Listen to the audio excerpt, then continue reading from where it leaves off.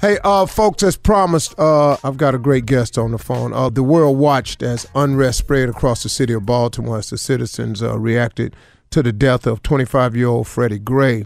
Now, the events in Baltimore are the latest in a series of protests over police-related killings, including Ferguson, Cleveland, and New York. Now, we heard President Obama address this situation in the press conference at the White House, and he's joining us this morning to discuss his thoughts.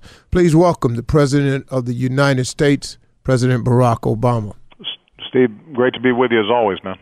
Always good, sir. Happy to have you on this. I know this is not the most pleasant occasion, but I know you've been watching this from the White House. What are your thoughts on what we're seeing happening in Baltimore?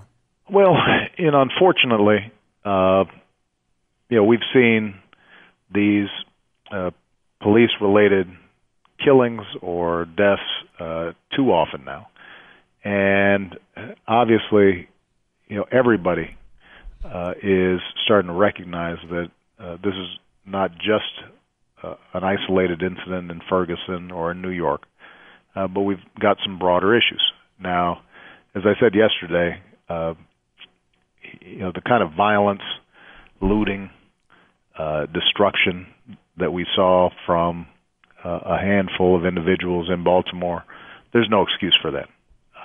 That's not a statement. That's not politics. That's not activism. That's just criminal behavior. And it's counterproductive because it hurts the very communities that are already suffering a tragedy with Freddie Gray's death. Absolutely. And disrespects the family. So, my hope is that people heed the call of Mr. Gray's family and saying, this is not what we want to see. It also distracts from the very positive protests and organizing that had been carried out by faith groups and community leaders in a number of venues and over successive days. That wasn't what ended up being focused on. Instead, what you got is a focus on a CVS burning. And so people who engage in that kind of violence, there's no excuse for it, and that needs to stop. Yeah.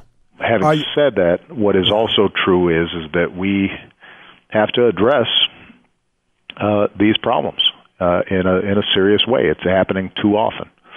And, my heart goes out to the police officers who were injured over the last few days. They showed appropriate restraint, and a number of them were hurt with stuff being thrown at them and in the midst of these disturbances. And it shows you how tough a job policing can be. But what we also know is that like any other profession, there are times where folks aren't doing what they should be doing. And that's true of politicians. It's true of police officers. And rather than close ranks, we have to have accountability and transparency. I've sent in the Justice Department and investigate what happened. We've sent in our community policing office to work with the city of Baltimore and the community to try to find some longer-term solutions to how to address these issues. But as I said yesterday, this is not just a job for the Justice Department. It's not even just the job for police departments. It's a job for all of us as a society to start tackling what have been chronic problems, not just these last couple of years, but these are problems that have been going on for a very long time. Are there any plans at all to travel to Baltimore at any point? Do you think that would have any value to it? Well, when I travel, I take a lot of assets out of where they need to be, which is why usually when there's disturbances or natural disasters, I usually try to let law enforcement or emergency responders do their work. Once things have cleared up, I think there's going to be a time where I go back to Baltimore, a city obviously that's close by and I'm familiar with, and you've got a mayor there who cares about the community. I spoke to her a couple of days ago, and She obviously is heartbroken by what happened, particularly because she herself has championed, addressing problems within police departments and how they approach, the black community. But I think the most important thing we can do is build on the task force report that was issued in the wake of Ferguson, where I brought together law enforcement and community activists, including some of the young activists who had helped to organize protests in Ferguson. And they came up with a really solid document that gave specific recommendations to cities and counties and states in terms of how you could improve the situation. Retraining police officers, making sure that technology like body cameras are deployed intelligently, keeping data. In a lot of these places, people don't even know how often there's a shooting incident with police or a problem that results in the death of somebody in police custody. And so just keeping the data could help us identify ways to improve the situation. And so they had a series of recommendations, and now our job is to work with local police departments, states, counties, mayor's offices, governor's offices to implement it, because law enforcement is typically at the local level, and I can't deputize every police department in the country. What I can do, though, is to provide them, here's the best practices, to get in front of this problem. And what we're also trying to do through the Justice Department is to provide them some incentives to change how they do things. So they need additional training money to implement some of these programs. They need grants to purchase body cameras that allow them to keep track of what's going on. They may need additional technology to improve data collection so that they can stay transparent with the community about what's happening and improve reporting when there are police incidents that raise questions. All that stuff we can help, but ultimately at the community level, people have to insist on a different way of doing business. And part of what I've said is that police departments themselves need to understand that if they want to be successful and create a safer environment for their officers, then they've got to build more trust. And it's in their interest to root out folks who aren't doing the right thing, to hold accountable people when they do something wrong, instead of just the closing ranks approach that all too often we see that ends up just feeding greater frustration and ultimately, I think, can put more police officers in danger. Are there ways out there, Mr. President, in which you feel as though the communities can be involved in working with the task force that you implemented, the 21st Century Task Force? Because people are looking for ways which they can engage on this issue, some point of action. Well, absolutely. I mean, I think the first thing to do is to know that we are ready and willing to make Department of Justice resources and the task force resources available to any community that is prepared to tackle this problem in a serious way. And in fact, our new Attorney General, Loretta Lynch, she's already reached out to mayors across the country to let them know of the resources that are available. And so really the key here is for communities to make sure that their law enforcement agencies, whether it's police, sheriff's offices, or what have you, are engaged with the community, that they're reaching out to our community policing office, our COPS program. We'll walk them through the resources that are available. We'll walk them through the recommendations that have been made. We'll walk them through best practices. We'll put them in touch with law enforcement offices that have improved their practices and rebuilt trust in the wake of some of these problems. So there are a lot of resources available, but local communities have to want it. I think that it's something very specific that community leadership, as they're trying to figure out what to do, can focus on is, have in fact their law enforcement offices taken advantage of the resources that are out there, to try to make positive change. Yeah. Well, you said something earlier, Mr. President, that the actions that a few of the young people have decided to take in terms of vandalizing and looting and destroying property is not only just a disrespect to the family, but you know what? It just takes the focus off the issue at hand.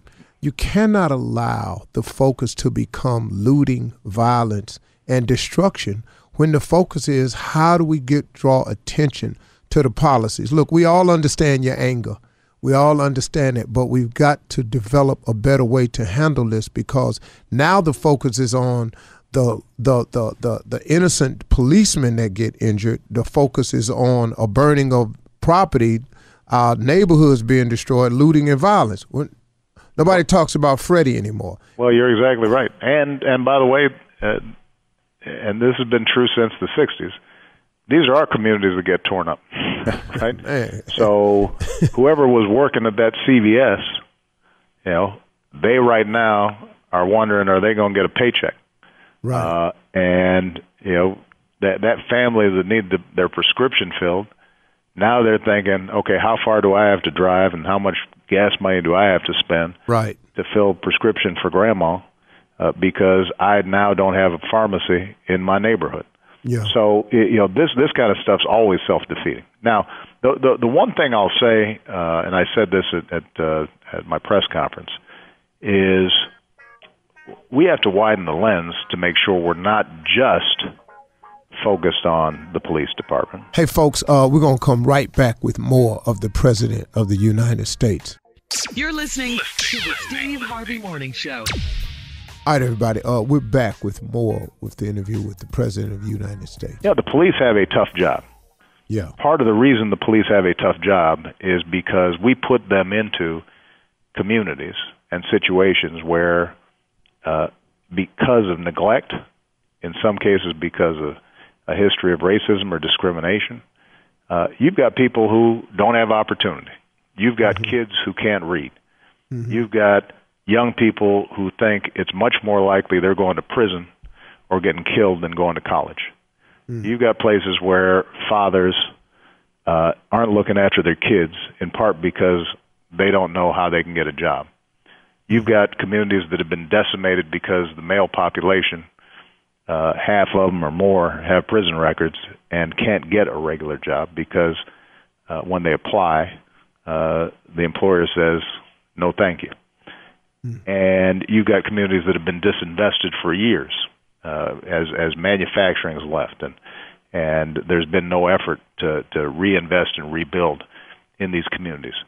And if you send police officers into those situations where the drug trade is the primary economy, and you say to them, your job is basically to contain that and to arrest kids and put them in jail, when those police officers themselves know that that's not really going to make much of a difference because those kids are going to end up right back on the streets or replaced by a new crop of kids, then it's not surprising that you end up with a situation of enormous tension between those communities and those police officers.